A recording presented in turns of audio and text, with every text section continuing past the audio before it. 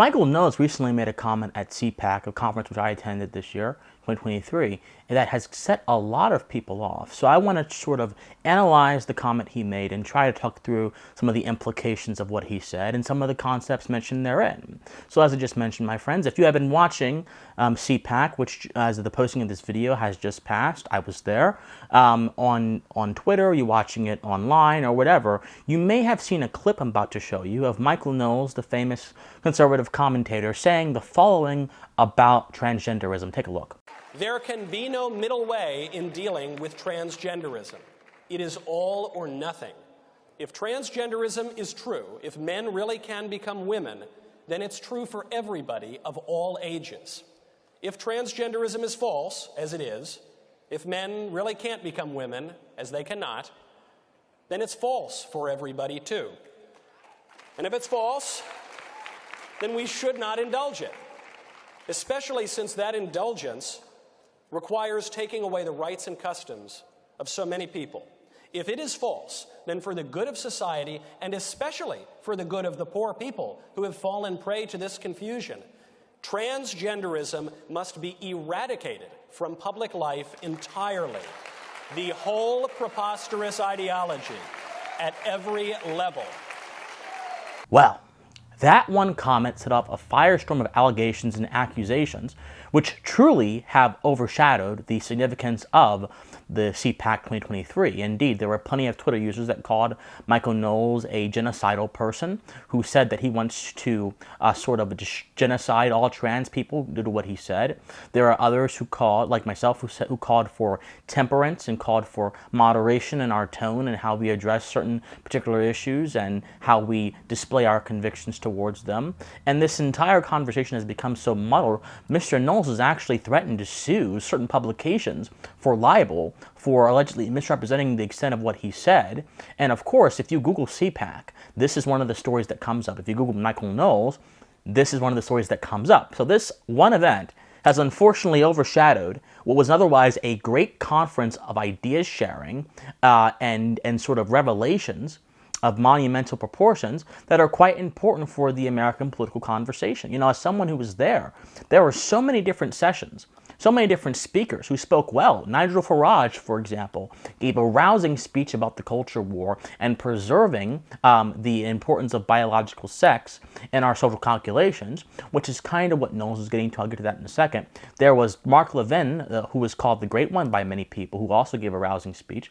So many good speeches, and yet this is the thing, this is the comment that gets played over and over and over again and portrays a false narrative about conservatives and the right in general. So, allow me to first give my thoughts on this entire situation before I go into the argument that Mr. Knowles laid out.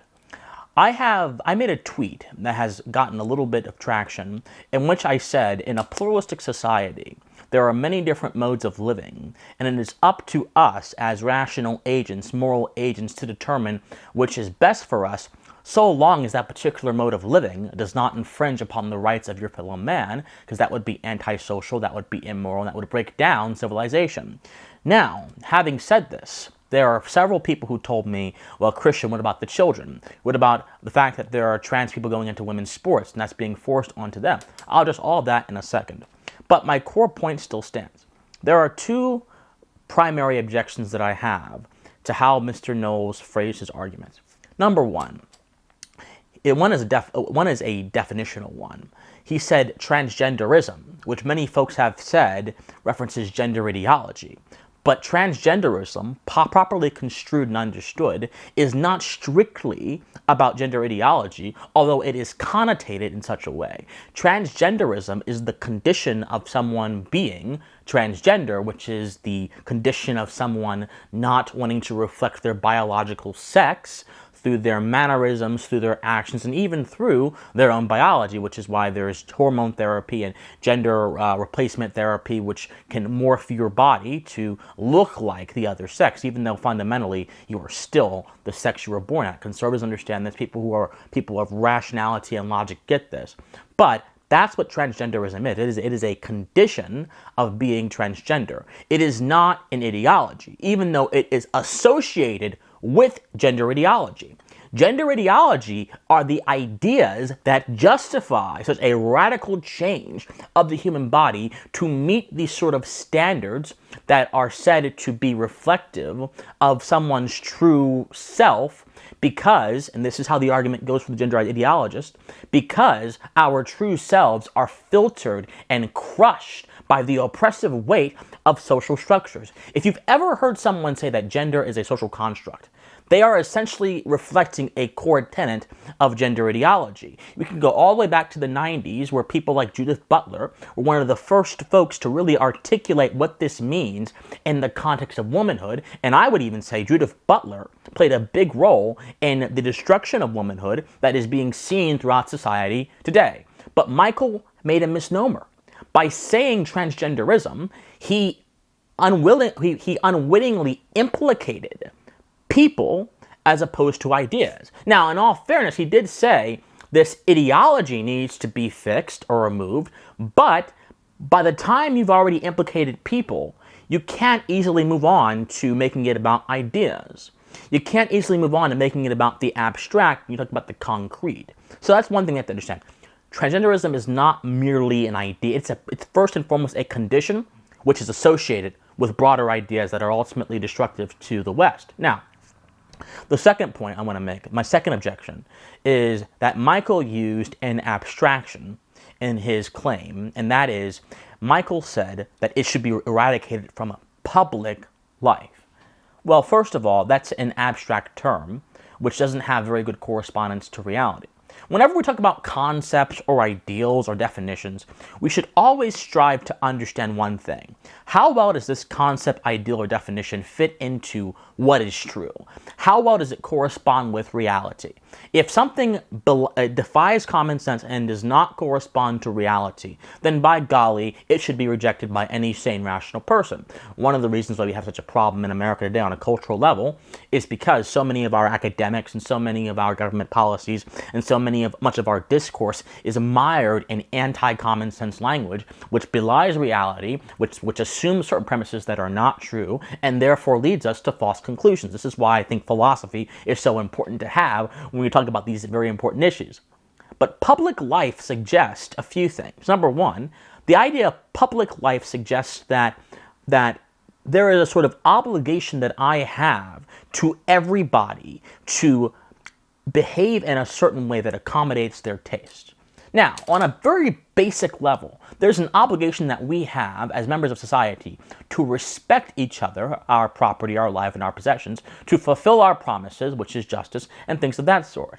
But I have no moral obligation to, say, dress as an Amish person would dress just because a majority of people in a particular community are Amish. There is no moral obligation. That's a matter of taste. That's a matter of emotions. It's a matter of preferences. It's not a matter of ethics. When tastes become conflated with ethics, we get into some very hairy territory. This is one of the reasons why you can have people in churches, in places of high authority that are seen as sacrosanct, do things behind closed doors, and no one ever suspected, because we assume that because they're in a position of authority, a position of sacrosanct authority, they must somehow be above the par, when in all reality, they are human beings just like you and me, which is why it's important never to deify anybody. So that's number one. Number two, life is ultimately an individual condition which has social consequences. The fact that I am living, the fact that I have life, and all of the things that go into my life, my biological chemistry, my individual health conditions or lack thereof, my hairline that's receding, my facial complexion, everything about this, my family, my interactions, all of it ultimately comes down to me and my own personal actions. The idea of public life tries to take life from the private sphere and put it in the public sphere. In some cases, life is in the public sphere, and in some cases, what you do does matter to other people, but fundamentally, the private sphere is where most of our life occurs. Now, many of you may not understand what I mean by the private sphere, so I'll go through this a little bit. In classical political understanding, especially in the American political tradition, there is a separation in society between public public sphere and the private sphere. The public sphere is the sphere of government control, regulation, things of that sort.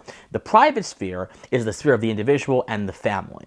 And so this idea of public life kind of asserts this version of the public sphere that is morally enforceable by the government, and I think that is just a fundamental misnomer. Life is primarily a private condition. And in situations where we are in public and our actions have public consequences, our behavior should be modified accordingly. For example, you shouldn't be dressing in skimpy outfits around children at a public park. You shouldn't be doing that. But does that mean that that basic sense of decency therefore makes you have to dress like a monk? No, you can dress in shorts or whatever. These may seem like very basic ideas or very basic or trivial definitions, but here's the fundamental point. There's no such thing as a public life, in the sense that there's no such thing as life being fundamentally and primarily a public condition. Yes, we live in a society. Yes, we interact with people. Yes, those interactions are important, but that does not make up the whole of who I am. There's a broader idea that Michael's talking about here, that it goes all the way back to Aristotle, and this is idea of the common good, this idea that you need other people to be virtuous. And while I do think that virtue itself is a social activity, it is not strictly dependent on other people. To be virtuous, man must first have in his heart an indictment that certain behaviors are not okay, that certain behaviors are destructive, and that other behaviors will lead him to a better state of human flourishing, which is ostensibly what the entire goal of virtue is, if you believe the political theorist that Michael Knowles believes. And yet, my friends, that private conviction, that indictment, as I mentioned, does not come from a public life or public pressure. It comes from inside of you. You will be motivated to do the right thing if and only if you understand the right thing is the right thing. Guilt, shame, pressure, all of this stuff at best cultivates a weak commitment to certain ideas that may be correct, and ultimately, at worst, will create a rebellious soul, and a rebellious soul may act out in ways that are not virtuous, and that may be bad on the whole. So those are the two things. His idea of transgenderism is not necessarily correct, and his notion of public life is also fundamentally flawed on a sort of conceptual level. Now, having said that, if Michael Knowles meant to say that it is important to fight gender ideology in our schools, that it is important to protect children and women's sports from the excesses of postmodern ideas of the self, I would 100% agree, and I think that's what he meant. But unfortunately, how you say something, how you phrase something, is almost as important as the argument you make. Human beings, as much as I would like them to be, are unfortunately, in many cases, emotional creatures first and rational creatures second. Even though we're the only animal in this world to be rational, we are at first emotionally led.